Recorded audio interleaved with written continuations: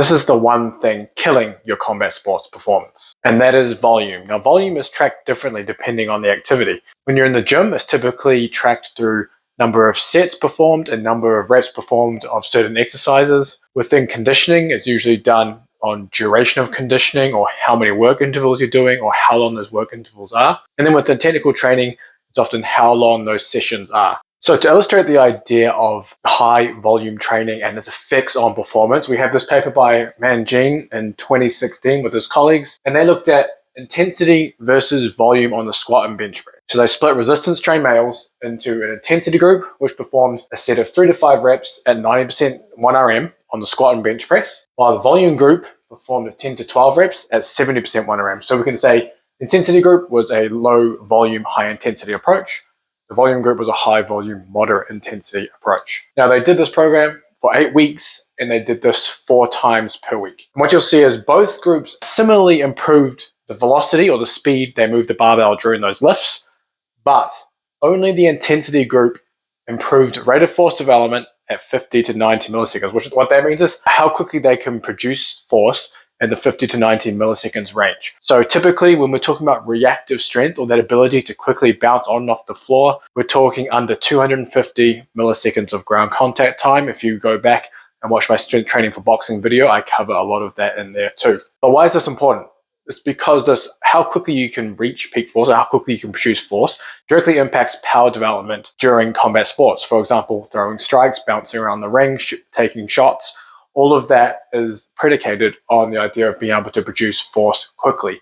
Now, it seems that higher volume training, at least in this instance, may blunt this effect. Even though you might be able to lift with the same speeds or be just as strong, you will not be able to produce that force as quickly. Now, one of the reasons this may occur is fatigue.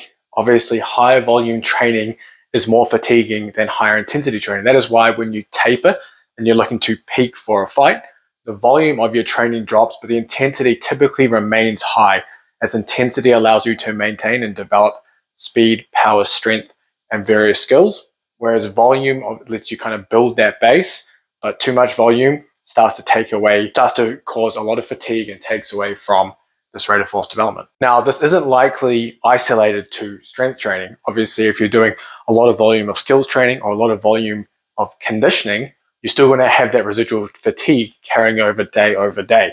And that is also going to reduce your ability to produce force quickly. So the question becomes, how much is too much volume?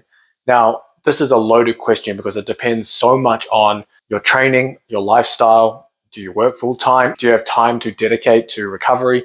All those things will dictate how much volume you can handle, even including your training background and how much training you've done leading to your current point you're at now. Now, there are some general guidelines you can use. For example, within the gym, strength power training, I typically don't prescribe any more than 4 sets of an exercise. Typically, if you're doing a strength training exercise and you're doing, for example, a popular program would be 5x5. In my opinion, that's too much volume. 5 sets of squats is just going to nail your legs for days, and especially at middling intensities of 5 reps. So typically I won't go above 4 sets. In fact, most times it's 2 to 3 sets of most exercises. When it comes to conditioning, it can be difficult to do too much volume in a sense that is going to cause so much fatigue if it's low intensity, as you only have so much time in a week to train. However, you can go overboard with conditioning if you're doing a lot of middle intensity or high intensity interval training throughout your week on top of your skills conditioning. One way you can look to see if you're doing too much volume is just going by how you feel. If you feel tired and sore all the time going into your technical training, or you're finding that your technical training quality has dropped, you may be doing too much outside of the ring, cage, or mats. If you're starting to pull up with niggling injuries, joint pain, and things like that, those things can also be indicators of doing too much volume.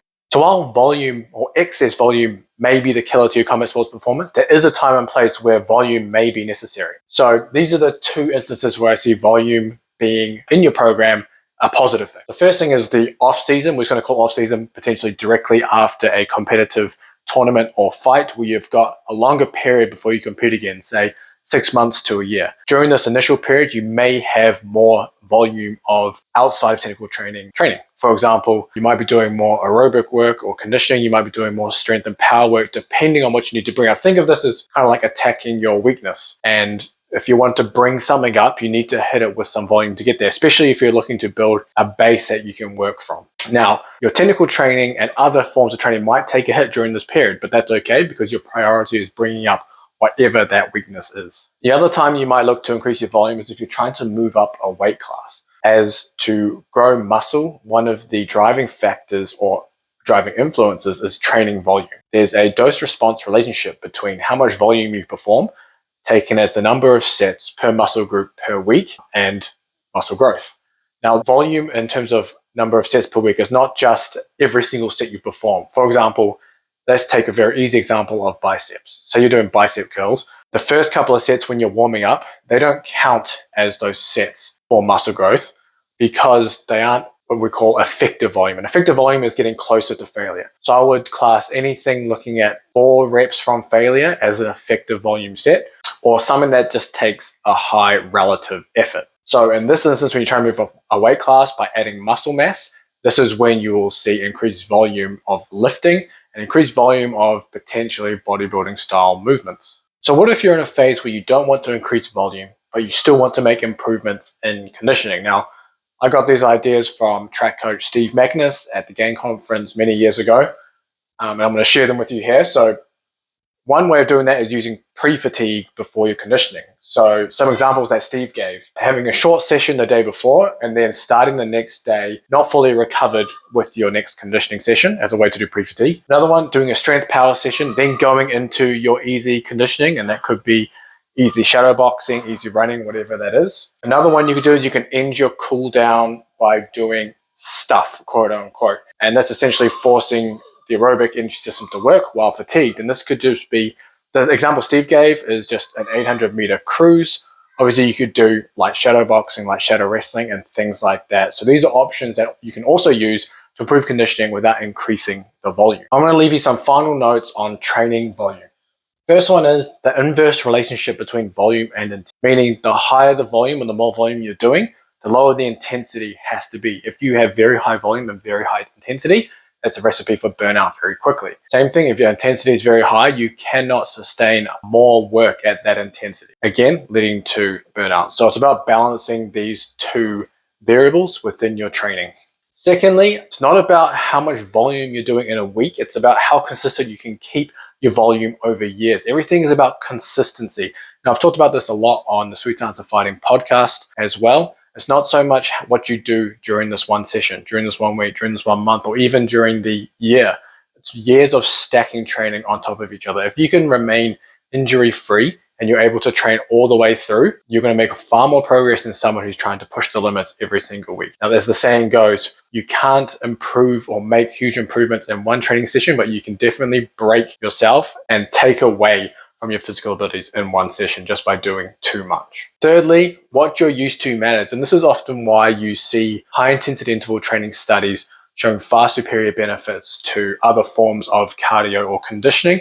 It's because the subjects aren't used to a high intensity interval training approach. Often they've spent time running miles on the road. They're recreational subjects, so they maybe just go to the gym a few times a week. Then they get hit with this hard stimulus of intensity, and then they see these rapid gains. So if you're not used to doing, for example, high intensity interval training, you spend a lot of your time doing road work, then adding something like high intensity interval training in initially is going to give you that huge bump. Same thing, if you're used to very high volume training and you suddenly back that off and you again increase the intensity a little and do far less, you're going to see a rapid gain in your conditioning or your gym work. The opposite is also true. If you're not doing much volume now and you're doing just maybe a bit of intensity, stripping that back and doing a lot of volume is going to give you the biggest gains. And finally, is don't go there until you need to. And I've also talked about this a lot, about just moving the needle that little bit. You want to do the minimum you need to do to keep inching yourself forward, which also comes back to our consistency argument. The idea is that you always have some room to move towards your goal.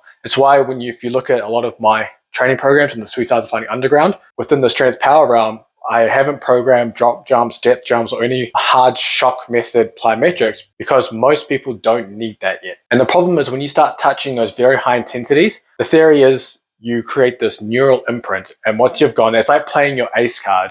You play your ace card, you do not have it anymore. You will not respond to that same stimulus like you will the first time. And if you do all the work leading to that stimulus, and you can take advantage of it when you get there. If you hit there too early, of course you'll make gains, you make progress, but where do you go from there? And the same thing, you can say the same thing with volume. If you come out the gate and you start doing 2-a-days of aerobic conditioning, you're doing your long runs, you're doing your long aerobic intervals, Monday through Friday, where do you go from there? How do you progress? Because you cannot add more on top of it. Further, if you look to back off a bit, now that is your new set point for adaptation. You do less, you're not going to make any improvements, and you'll go backwards. So make sure when you start with the minimum you need to start making progress. If you like this video, please check down the description. There's a link to the Sweet Science of Fighting Underground with all the training programs, courses, and the private community. Also, please like, subscribe, comment down below if there's anything you want me to cover in the next videos.